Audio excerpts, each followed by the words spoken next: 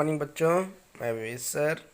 आज के टॉपिक में हम लोग का जैसे मैकेनिक्स ऑफ सॉलिड चल रहा था, तो इसमें हम आप लोग आज पढ़ने वाले हैं। इसके पहले हमने बहुत स्ट्रेन पढ़ा था। क्या पढ़ रखा था? इसके पहले हमने स्ट्रेन पढ़ा, विकृति, उसके टाइप्स देखा। तो अब आज हम पढ़ते हैं स्ट्रेस। हिंदी में क्या बोलते हैं? प्रतिबल। ठीक, तो आज का टॉपिक हमने क्या लिया? स्ट्रेस, प्रतिबल। कहने का मतलब है एकांक क्षेत्रफल पर लगने वाले बल को प्रतिबल कहते हैं। ठीक ना? डिफिनेशन समझ में आई? एकांक क्षेत्रफल पर लगने वाले बल को ही प्रतिबल कहते हैं। जैसे इसमें डिफिनीशन है, स्ट्रेस यानी प्रतिबल किसी बॉडी या ऑब्जेक्ट पर एक्सटर्नल फोर्स या बाह्य बल अप्लाई किया जाता है तो बॉडी या मटेरियल में रेजिस्टेंस पैदा होता है, तो उसी बल का विरोध करता है, जिसे हम मैथमेटिकली ये फोर्स इक्वल टू इकाई प्रति एरिया। कहने का मतलब है एकांक क्षेत्रफल पर लगने वाले बल, जो है मान लीजिए किसी वस्तु पर हम बल लगा रहे हैं तो अपना विरोध कर रहा है, उसी विरोधी बल को ही क्या कहेंगे? प्रतिबल कहेंगे। ठीक, बात क्लियर हुई? ठीक, तो इसके बाद इसका आता है फार्मूला। फार्मूला क्या बनता है? जैसे कि हमने बताया ना, इसको किससे रिप्रेजेंट करते हैं? इसको रिप्रेजेंट करते हैं सिग्मा से। किससे रिप्रेजेंट करते हैं? सिग्मा से। अब देखिए, sigma equal to F upon A, force upon area. तो फोर्स की यूनिट आप जानते हैं क्या होती है? न्यूटन। एरिया मीटर स्क्वायर, तो इसकी यूनिट क्या हो जाती है? Newton per metre square. Where sigma is stress, unit क्या हो गई? Newton per metre square. F equal to क्या हो गया? फोर्स, कितना हम फोर्स अप्लाई कर रहे हैं। ठीक, एज क्या हो गया? एरिया। बात क्लियर हुई? कहने का मतलब है किसी भी ऑब्जेक्ट पर कितना फोर्स लगा रहे हैं और उसके एरिया में, पर यूनिट एरिया में कितना फोर्स अप्लाई हो रहा है, और उस फोर्स का जो विरोध कर रहा होता है, क्या कर रहा होता है? अपने मान लीजिए कोई ऑब्जेक्ट है, उस पर फोर्स लगा रहे हैं, दबा रहे हैं, तो क्या होगा? वो अपने ओरिजिनल पोजीशन को, ओरिजिनल अवस्था को पर विरोध करेगा कि भाई हमारे ऊपर फोर्स लगाया जा रहा है, तो वो क्या कर रहा है? अपोज कर रहा है। तो जो फोर्स उसको अपोज कर रहा है उसी को क्या बोलेंगे? स्ट्रेस बोलेंगे। बात क्लियर हुई? फिर से हम बता देते हैं स्ट्रेस क्या है। इसको सिग्मा से रिप्रेजेंट करते हैं, या आप पी से भी रिप्रेजेंट कर सकते हो, जहाँ कहीं कहीं पर आपको पी से रिप्रेजेंट मिल जाएगा। तो sigma equal to F upon A. F क्या है? फोर्स है। ए क्या है? एरिया है। तो आप इस तरह भी कह सकते हो, एक एकांक क्षेत्रफल पर लगने वाले बल को ही प्रतिबल कहते हैं, या एकांक क्षेत्र पर लगने वाले विरोधी बल को ही प्रतिबल कहते हैं। ठीक, बात क्लियर हुई? इसके बाद आपका नेक्स्ट टॉपिक आता है टाइप ऑफ स्ट्रेस। स्ट्रेस के प्रकार। स्ट्रेस कितने प्रकार के होते हैं? तो स्ट्रेस बेसिकली 3 प्रकार के बताया गया है। तो प्रतिबल basically tensile stress, compressive stress, bending stress, torsion stress. इन प्रैक्टिकली डिफिनीशन नीचे हैं, हमने बता रखे हैं। टेंसाइल स्ट्रेस, टेंसाइल स्ट्रेस क्या होती है? जैसे कि प्रतिबल, वैसे देखिए, प्रतिबल में टेंसाइल हो गया, कंप्रेसिव हो गया, एक आता है शियर स्ट्रेस। शियर स्ट्रेस को आप बेंडिंग कह सकते हैं। बेंडिंग मतलब शियर होता है किसी एंगल पर मुड़ना। ठीक, तो उसे हम क्या कहेंगे? Tensile stress. बात क्लियर हुई? अब एक एक करके इस टॉपिक को हम देखते हैं। टेंसाइल स्ट्रेस क्या है, कंप्रेसिव स्ट्रेस क्या है, बेंडिंग स्ट्रेस क्या है, टॉर्सन स्ट्रेस क्या है। ठीक, इनकी डिफिनेशन भी देखते हैं और कैसे होता है। देखिए, अब जैसे स्प्रिंग दिखाया गया है, स्प्रिंग पे ही आप इसमें सब कुछ समझ सकते हैं।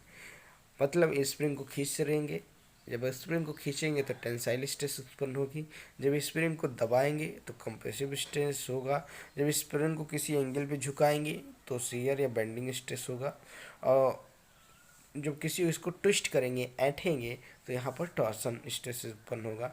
फिर हम आपको पहला टॉपिक इसमें देखते हैं, टेंसाइल स्ट्रेस। ठीक, टेंसाइल स्ट्रेस। टेंसाइल स्ट्रेस क्या है? When the material under the tension is known as tensile.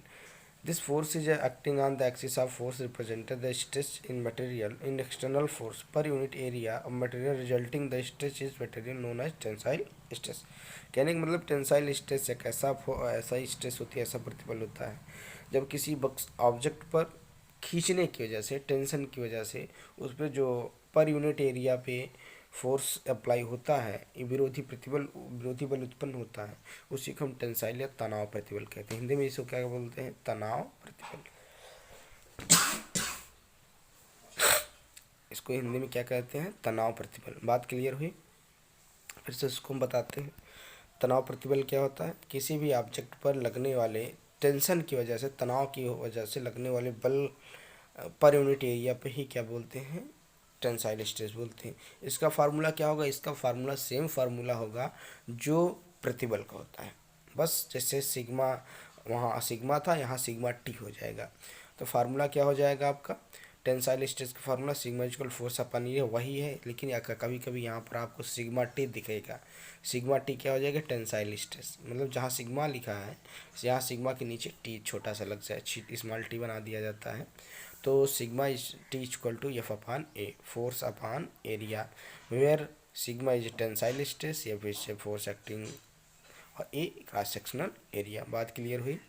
Tensile stress भी आपको समझ में आ गई होगी जहाँ तक है। अब हम बात करते हैं कंप्रेसिव स्ट्रेस की। कंप्रेसिव स्ट्रेस जहाँ पर हमने टेंशन करके वजह से पैदा कर रहे थे, यहाँ क्या होगा? कंप्रेसिव स्ट्रेस, यहाँ दबा के। तो कहने का मतलब क्या है? कंप्रेसिव, यदि किसी स्प्रिंग को कंप्रेस किया जाए तो वापस आने का प्रयास करती है, उसे हम क्या कहेंगे? कंप्रेसिव स्ट्रेस कहते हैं।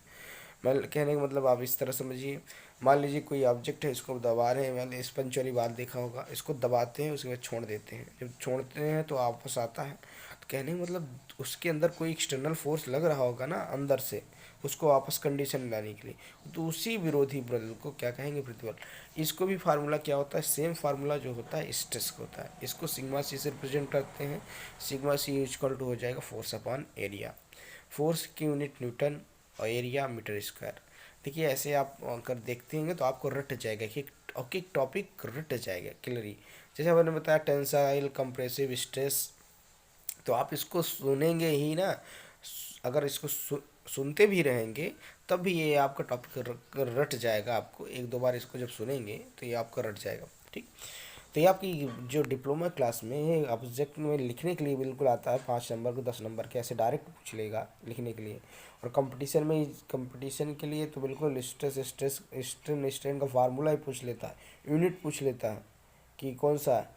कोई भी एग्ज़ाम में लीजिए, एसएससी आर रेलवे जेई में, कब कोई भी टेक्निकल एग्ज़ाम में ये बिल्कुल 100% पूछा जाने वाले ही क्वेश्चन है।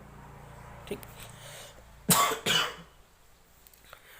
अब देखिए इसके फिर से बात कर लेते हैं। कंप्रेसिव स्ट्रेस क्या होता है? कंप्रेसिव, इसको भी हिंदी में कहते हैं संपीड़न प्रतिबल। संपीड़न मतलब होता है दबाना। जैसे मान लीजिए हम स्प्रिंग की ही बात ले लेते हैं, स्प्रिंग को हम दबाते हैं तो छोड़ लेते हैं तो क्या वो वापस आता है?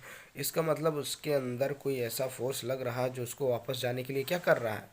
अब प्रयास कर रहा है। तो वही जो अंदर से जो फोर्स लग रहा है वापस जाने के लिए, उसी को हम क्या कहेंगे? कंप्रेसिव स्ट्रेस, संपीड़न प्रतिबल।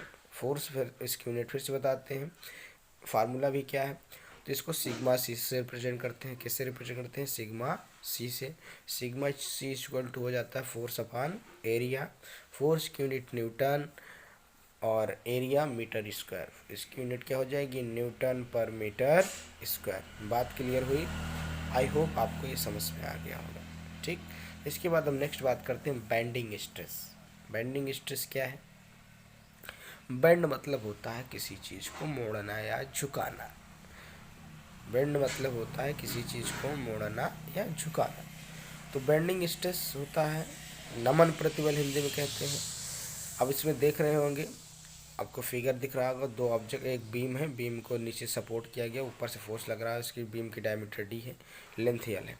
तो किसी मेटल रॉड को दोनों सिरों से पकड़कर जब मोड़ा जाए तो बेंड किया जाए तो उसमें एक बेंडिंग स्ट्रेस उत्पन्न होता है, जिसे हम क्या कहेंगे? बेंडिंग स्ट्रेस कहेंगे। कहने का मतलब आप देख रहे हैं फिगर में कोई ऑब्जेक्ट है या कोई एक रॉड है जिसमें दो सपोर्ट दिए गए हैं, जहाँ पर आप यल डिस्टेंस जो एरो के अनुसार नीचे सपोर्ट है, ऊपर से फोर्स लग रहा है। तो अब क्या है, फोर्स क्या करो, वो रॉड को क्या करना? मोड़ने का प्रयास कर रहा है। इसकी वजह से जो स्ट्रेस उत्पन्न हो रहा है उसे हम क्या कहेंगे? बाइंडिंग। इसका भी फार्मूला सेम होगा, फोर्स अपॉन एरिया, यूनिट भी Newton per metre square. Okay बच्चों, आज की क्लास यहीं तक। आई होप ये सब आपको समझ में आएगा। Thank you, good day.